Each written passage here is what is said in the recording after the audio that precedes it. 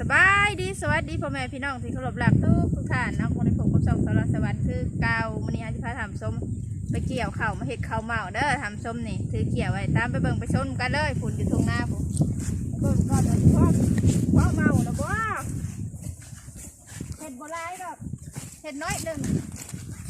เห็ดพอดียาหยาตรงหน้าเนาะ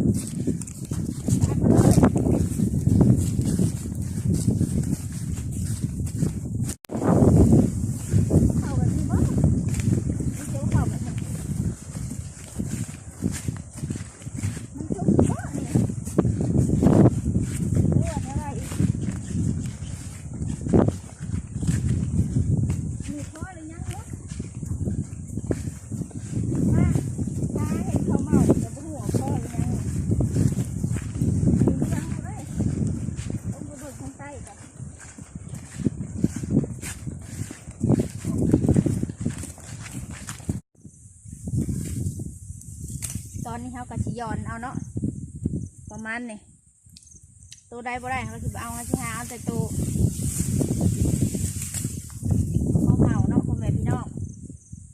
ลงมือเองเลยย้อนไปเลยเดี๋ยวเขาเมา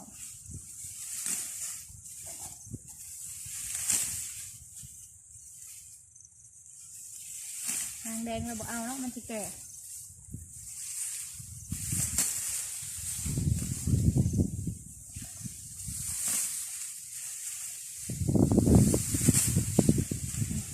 เนาะเดี๋ยวลายนี่นับหนึ่งเรา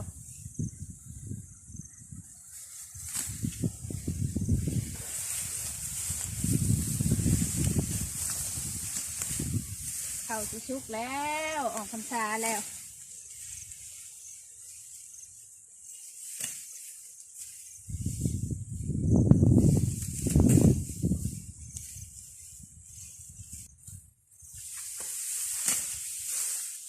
คอยงามมันได้ดอกเข่าก็ได้นี่แต่ขี้แมงวันมันจะรีบลาย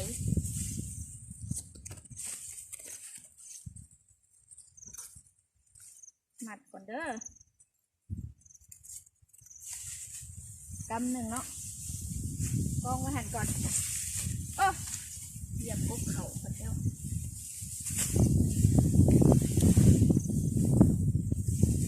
มันมีโตแบบมันหมดเสมอเด้พ่อแม่พี่น้องมันมีแบบกำลังซี่ก็มี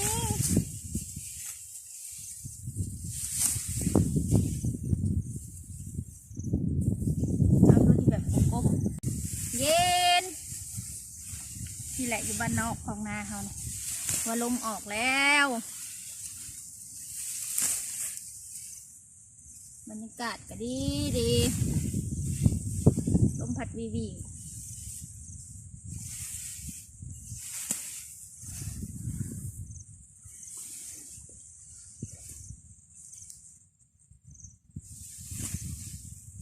แต่อันจะโดนเราบดเห็ดเขาเมากินเองอยู่ในนาเนี่ยแต่ก่อนนี่มะพร้าวนานี่เห็ดดีครับแต่บดตำใส่ขกได้ท่านผู้ชมอันนั้นเอาขกใส่กระสอบเอาแต่ก่อนผมมีขกเด้อแต่ช่วงมะพร้าวนาตอนนั้นผมบดเห็ดขก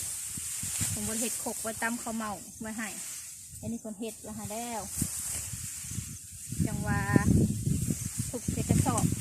มาเผาหน้าเอ้ยกับน้องคน2 คน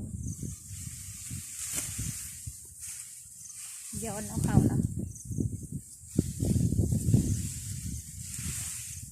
ถึงที่5ที่โตเสมอกันเอาแบบหอม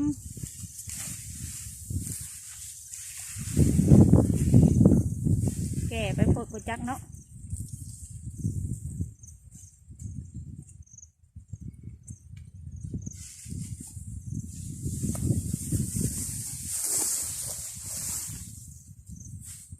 แดงห้องแดงเลยเกี่ยวกันเลยเนาะพ่อแม่พี่น้อง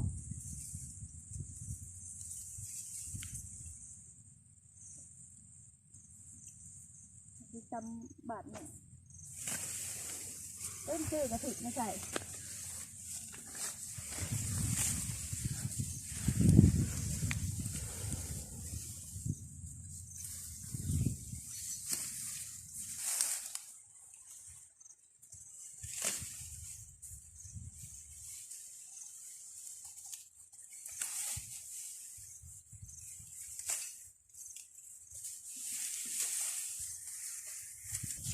เห็ดโบราณเนาะพ่อแม่พี่น้องเห็ดจะกำ2 กำพอได้กินนี่นะ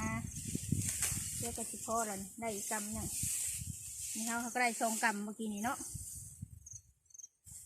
เห็ดพ่อกำจะลิบเจนคิดยากเด้คิดยากก็เลยเห็ดขั้นไปซื้อกับโบไวเนาะพอแล้วแหละป้าขึ้นแล้วแหละขึ้นไปหาขวดเขาเมาแล้วเอาอีกคนจังน้อย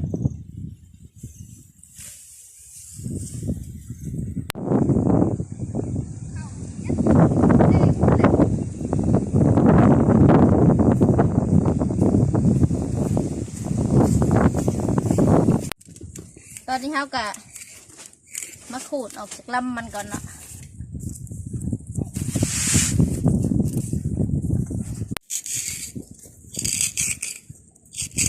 นี่เนาะพ่อแม่พี่น้องใกล้สิแล้วเนาะขูดไปเลย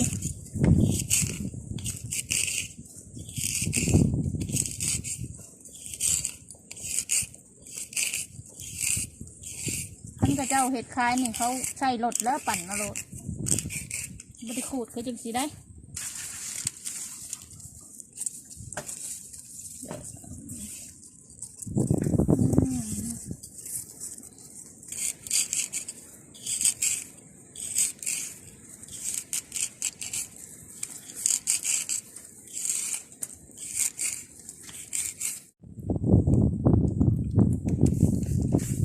ตอนนี้เขากะขูดลงมาเป็นถีบเรียบร้อยแล้วเนาะพ่อแม่พี่น้องเดี๋ยวจะเอาไปขูดได้ป่ะเนี่ยเดี๋ยวจะเอาตัวปีดกระปายมันออกก่อนเนาะกระปีดกระปอยมันนี่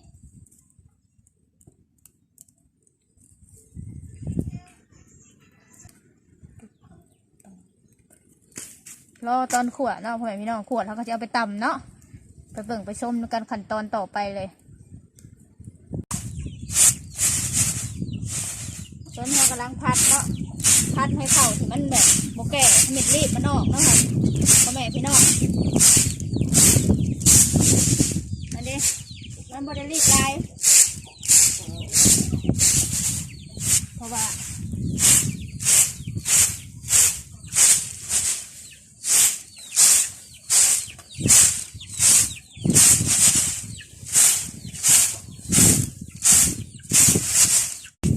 ตอนนี้เราขั่วเนาะพ่อแม่พี่น้องใส่น้ำจังหน่อย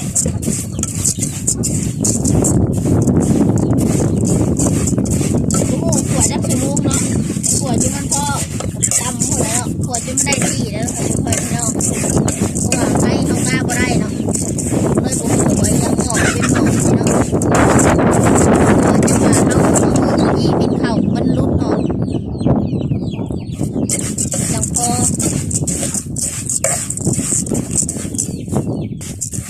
ขั่วไปเลยเนาะพ่อแม่พี่น้องทั้งอย่างนั้นทำมันเหลืองเลยทอดแล้วเขาก็เสียไปตำเนาะถ้าเบิ่งทาส้มตอนตำกันได้เลยเนาะพ่อแม่พี่น้องโอเคถ้าเบิ่งตอนเขาตำกันเลยนี่เนาะพ่อแม่พี่น้องข้าวที่เขาขั่วได้กันเนาะบัวลายเนาะได้ดอกถ้วยหนึ่งโอเคมาตำใส่ผงกันเลยอันนี้เทใส่เบิดเลยเนาะเทใส่ผงกันเลยโอ้ยลมเย็นขนาดมาเจาะอยู่แล้วยังนะครับที่มาตำเนาะนี่สากหมองเลยสากมือนี่เนาะดำข่างมันใหญ่ก่อนเนาะลมเย็นขนาดเลยพ่อแม่พี่น้องเลยเบิ่งเนาะว่าสิเป็นจังได้ข้าวเหมาเขาเนี่ย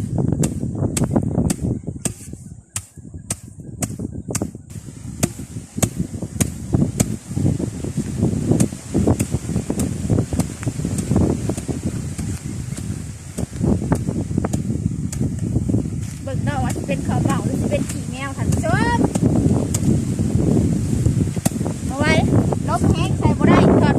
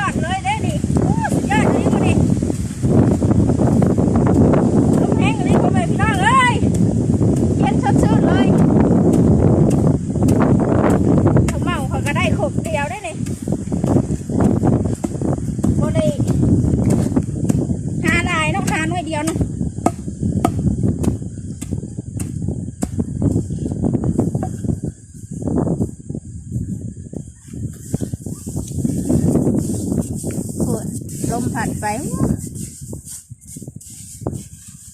หอมเป็นขี้แมวขี้เมากลายเป็นขี้แมว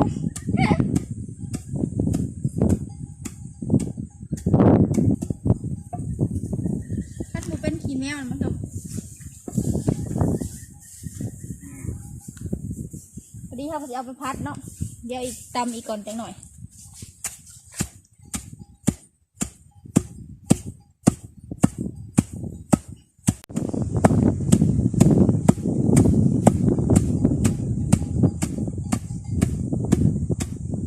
อยากเห็ดกินเองเนาะอยากเองก็ต้องเห็ดกินเองพ่อแม่พี่น้องต้องไปซื้อมันแพงเข่าในน้ำมี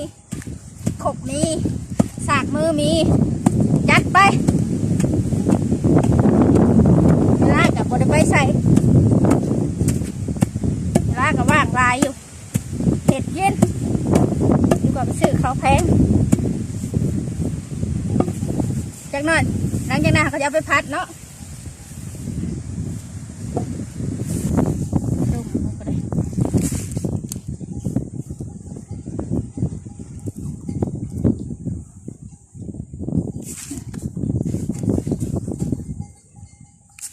เขียวอยู่พวกพี่น้อง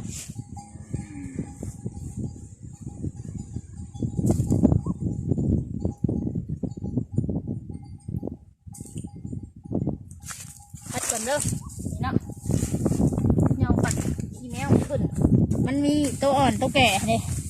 ตัวอ่อนมันก็ยังเป็นขี้แมวทำส้มแมวคือตัวที่มันก้อนๆกันนี่แหละเนาะเพื่อเอิญขี้แมวแต่พวกฝั่งไทยเพื่อเอิญกันหรือบ่บ้านเขาเอิญขี้แมวนี่นี่มันติดๆกับพอเข่าอ่อนเลยคัดก่อน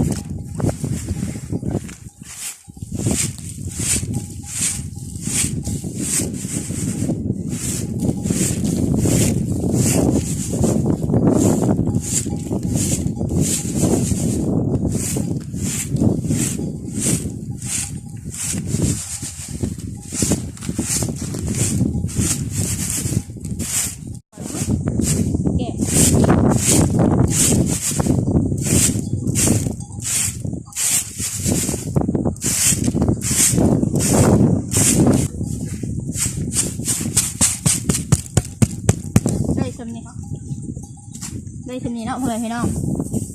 เอาเหยาะอยู่ได้ดอกกำยัง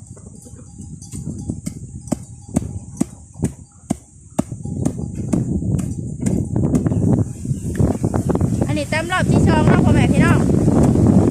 กินนี่รอบที่หนึ่งน้ำแดงเอาไปพัดเนาะอันนี้รอบที่สอง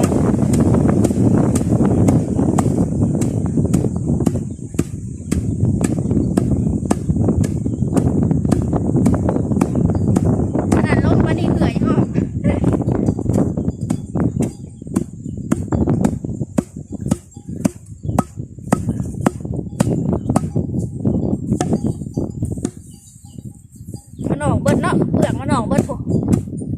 บ้านเอิญข่าวกาก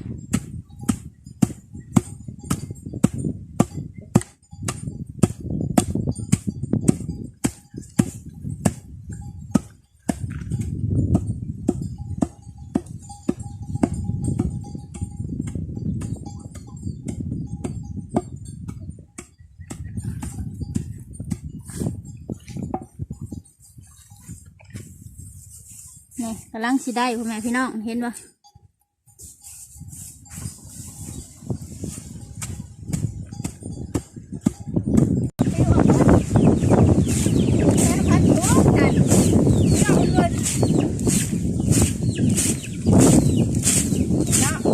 แล้วออกแก่คอยออกทั้งข่าวมายืนพัดจูงเรียบเลยนะพัดตัวนิ้วออกข่าวใกล้แล้วพัดใกล้แล้วควรทุบยุ่งไก่ได้กิน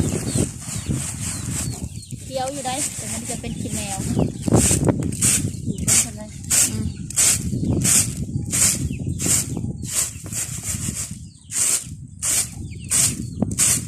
พัดต่อไปเนาะ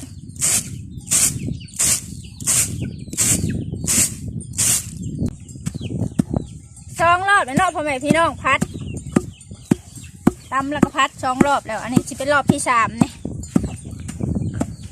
เราก็สิตำไปเลยตำจนกินได้พูดแหละจนหมูมีเปลือกพูดแหละหรือหมูมีกากมันพู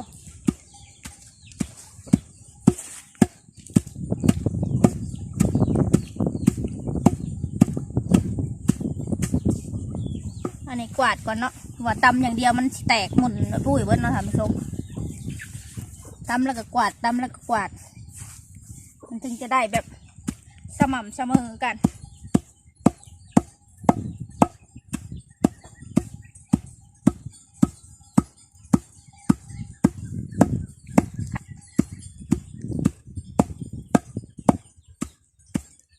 เขาเมาในใส่น้ำกะทิลอยนี่โอ้สุดยอดเห็ดหวานละขูดนกเผาลงแซ่บ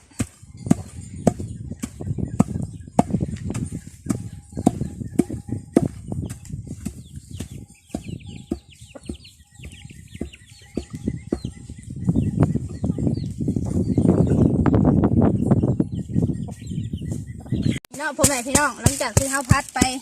3 รอบแล้วเนาะ3 รอบนี้เนาะรอบนี้ก็คือสิพอแล้วตำอีกบาทหนึ่งพัดอีกบาทหนึ่งเนาะ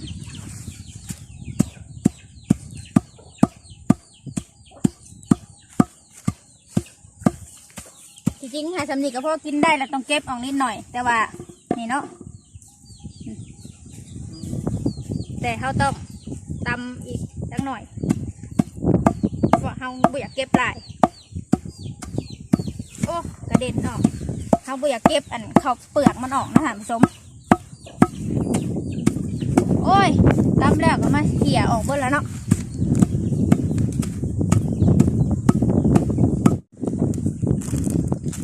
โอเคนะพ่อแม่พี่น้องสำหรับคลิปนี้เขาก็จะขอจบคลิปเพียงเท่านี้แล้วมากอย่าลืมกดไลค์กดแชร์กดซับสไครป์เพื่อเป็นกำลังใจให้เขาหน่อยเด้อ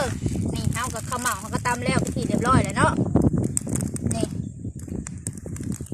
พบกันใหม่คลิปหน้าสำหรับคลิปนี้จะขอตัวไปแล้วเด้อสิพ่อกล่าวคำว่าสบายดีไปแล้วไปพร้อมกับข้าวเหมาหอมหอม